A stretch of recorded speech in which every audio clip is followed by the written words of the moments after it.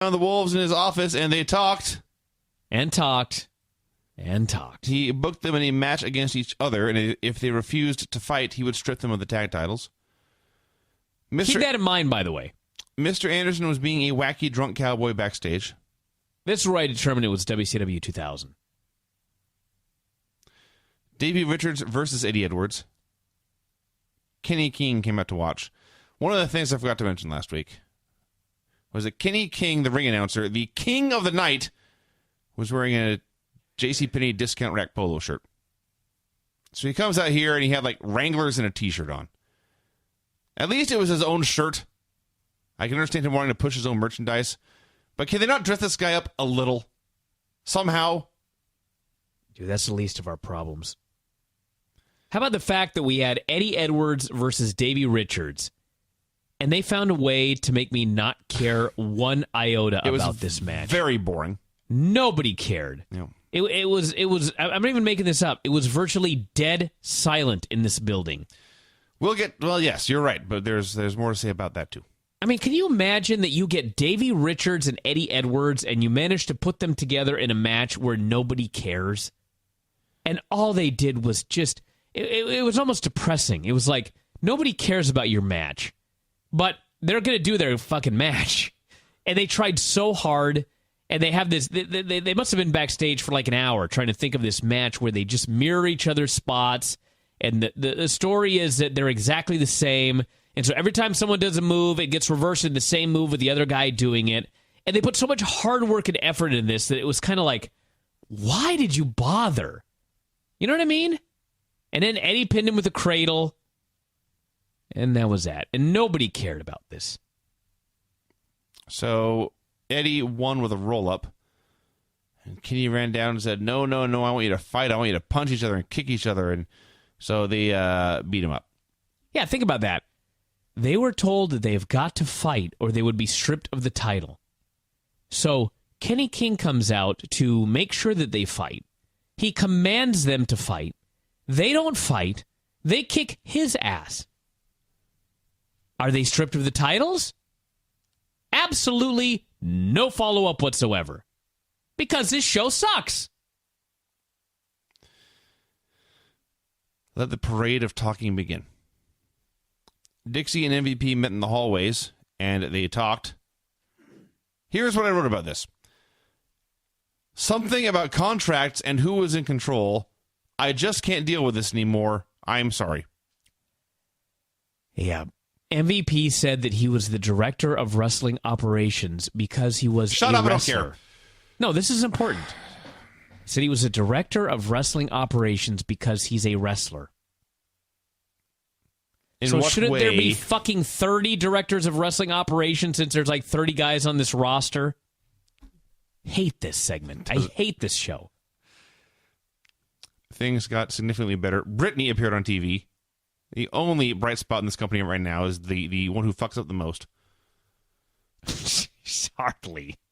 Madison was come on getting ready for her match. Brittany said, "I will be there for you." Madison said, "Do nothing, do not get involved, do nothing, stay away." So Brittany's gimmick remains, she sucks and nobody likes her. The Bromans are having fun backstage. Robbie was upset about the Menagerie. They were talking about what's bothering him. They mentioned the stilt men. They mentioned the chick. They mentioned the freak. And they mentioned the clown. At no point in this segment, with three men talking about the Menagerie, did anyone mention or even hint at the only guy in the group who actually wrestles matches. Yeah. MVP met with the ref, and he talked to him. He said, in this Joe Aries match where the loser is gone forever, there must be a winner. Yeah. Samoa Joe appeared on TV, and he talked. Austin Aries arrived. He talked as well. Literally nothing was established here that had not been set up an hour ago. This was 5 straight talking segments at this point. I am begging. I've heard for, I don't know how long I've been following wrestling, but I've heard forever. If you're going to be a secondary company, you've got to be different. You can't be the same as WWE. Fuck that. Please copy WWE or NXT. Grab one of their fucking scripts that gets leaked and copy it. Where you'll never see 8 segments in a row of talking. You wonder why your quarter hours plummet. Total nonstop action. 8 fucking straight segments of talking. And we haven't even talked about the worst segment I've ever seen. That's next. Well, let's talk about the worst segment you ever saw. Okay, here again, I am just going to read my notes verbatim. Bear with me. Bromans were in the ring for talking. Robbie was not in the mood for a party. They talked about clowns. The Menagerie interrupted, doing the same 5-minute entrance they do every week. Robbie tried to give himself a pep talk. I don't even know how to describe what followed. Crazy Steve and DJ Z spent like a solid minute trying to see who had the loudest horn. Freak carried DJ Z around for a while. Bromans looked at Steve. Menagerie threw everyone out. By the way, the EY Bully Ray segment is already over, and I am not yet done writing about the Bromans. So anyway, that was some god-awful television right there, but I laughed till I cried. Now Sam Shaw is talking. I am 2 segments behind. All right. Maybe there have been worse segments, but this was so bad.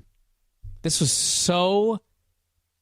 Every single solitary second of this segment sucked in every way. The Bromans arguing sucked, especially the fact that it was a 6 straight fucking talking segment in a row. The argument about clowns. The Menagerie comes out. They have a debate. The Bromans are afraid of the Menagerie. They come out and they proceed to have a debate. Crazy Steve starts honking a horn at fucking DJ Zima, who starts honking his horn back. They're honking horns at each other. And I realize that Charmel and Jenna Maraska was an all-time horrible -5-star segment. I'm well aware of this. But you know what? It was a wrestling match. It was a bad one, but it was a wrestling match. And let me tell you something, all of you out there that are listening to this right now, because you know this. Sometimes you will be watching a match and it's really bad. And someone will walk into the room that's not a wrestling fan, and they won't quite understand why you hate the match so much. Because to a normal person on the street, they don't really get a terrible match as opposed to a match that's not so terrible. Granted, they can kind of tell, but if you're crying about a Jenna Maraska match, how do they know that's any worse than a Velvet Sky match? They can't tell the difference. So at the end of the day, you were just watching, during that -5-star segment, a bad wrestling match. This made wrestling... If wrestling dies, it's because of shit like this. If it disappears from the face of the earth, it's because of shit like this. Someone walks into the room and they see you watching this, and they're like, why would you ever watch this? It's every terrible stereotype about wrestling that I'd watch on my television screen. And it wasn't like even if you were a fan, you'd be like, you know what? I kind of like it, though. It sucked. It sucked. It was bad for wrestling. It was an embarrassment. It led to absolutely nothing. Everybody. They press Zima Ion because he's supposed to be thrown outside of the Bromans. But their fucking timing is so bad that the Bromans are in there arguing with a clown. They argue with the clown for like a minute, and then the clown finally realizes, oh, we should throw you shitheads outside. They throw him outside, and then the guy gets to throw Zima Ion onto them. I dare you to find me a worse segment than this. It's terrible. It was horrible. So by the time I got done recapping that, 2 more segments had taken place. Both featured talking. Ray and Eric talked to the ref to try to get him to call the main event fair. The ref, to his credit, cut a hell of a promo saying he had to feed his family. Then Gunner and Sam Shaw talked. Think for a second of all the things you'd ever want to see 2 pro wrestlers talk about. Any subject. Any topic that comes to mind. I bet none of you Not a single one said, I would like to see two wrestlers play Go Fish on national TV. That's what happened. Yeah. Gunner and Sam Shaw played Go Fish like a whole game. It went on forever. It was not entertaining at all. There's more. Austin Aries versus Samoa Joe, two former world champions, with the loser being gone from the company forever in a match nobody gave a fuck about. Jesus Christ. Go find Austin Aries versus Samoa Joe from Ring of Honor. Yeah, I thought about that too. Fuck. So, Aries puts on a submission hold, and Eric Young runs out and pulls out the ref. And then Joe puts on a choke, but Eric Young pulls out the ref. They bitched at each other for a while. Even when there is a match going on, we must still see talking. It's been an hour building up this fucking match. How many segments did we see where they were guaranteeing that this was going to have a finish? It feels like 1,000. And then guess what happens? There was no finish. They don't have a finish. Bully Ray came out, he punched out the ref, and then Eric grabbed a microphone and he did some talking. Said they had to protect Joe and Aries' jobs and their families because Lord knows these giant stars are living paycheck to paycheck. MVP came out for more fucking talking. And they booked an 8-man tag first blood match in the main event for literally no reason. Let's think about this. MVP has spent an entire hour trying to design a match to guarantee that one of these guys is out of here. So Joe and the fishing guy come out and they foil his plan. And MVP responds by allowing, and I don't even hear this bullshit about how Kenny King accepted the match. MVP is in fucking charge. He could have said, no, we're not doing the match. Instead, his hands in storyline were tied. Why? I don't have any fucking idea, except they wrote themselves into a shithead corner. So at the end of the day, after the babyfaces ruined this guy's plan, he granted them the match they wanted in the main event. That was the consequences. That's correct. You know what? I'm finished with this show. Excellent. And your notes. I'm done with it. I will read you my last... Nope. Done. There is a 1 month... There is a 1 month moratorium. Is that the correct word? What's the correct word? The correct word is 1 year. 1 month. I'm doing a month. 1 month, we are done with this Impact. I want to read the last 3 sentences of my report. Must we? Shut up. Shut up, all you fuckers. Fuck you. Okay. Done. All right? On July 6th, what day is that? I don't care. Let me look at my notes. July 6th will be a Sunday, I think. Sunday. All right. On July 10th, I will give Impact another chance. But for the next 4 weeks, and I will watch the pay-per-view because we have to watch the stupid pay-per-view. But that's it. No Impact until July 10th. So for the next 4 weeks, we're going to watch something off the WWE Network. I swear to God, if there was Thunder on the network, I'd watch 4 weeks of Thunder. Oh, fuck yes. Instead of watching Impact. I am finished with this show. I'm sick of it. This show is a straw that broke the camel's back.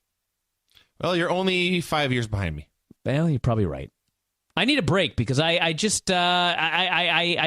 I'm 39 years old right now. I don't need this. There's a million websites where you can get a review of Impact. I will ask Dave what he thought of Impact. We'll get his review, and that'll be that. And in 1 month, I'll give them another chance. But this is just bullshit. This show was the worst.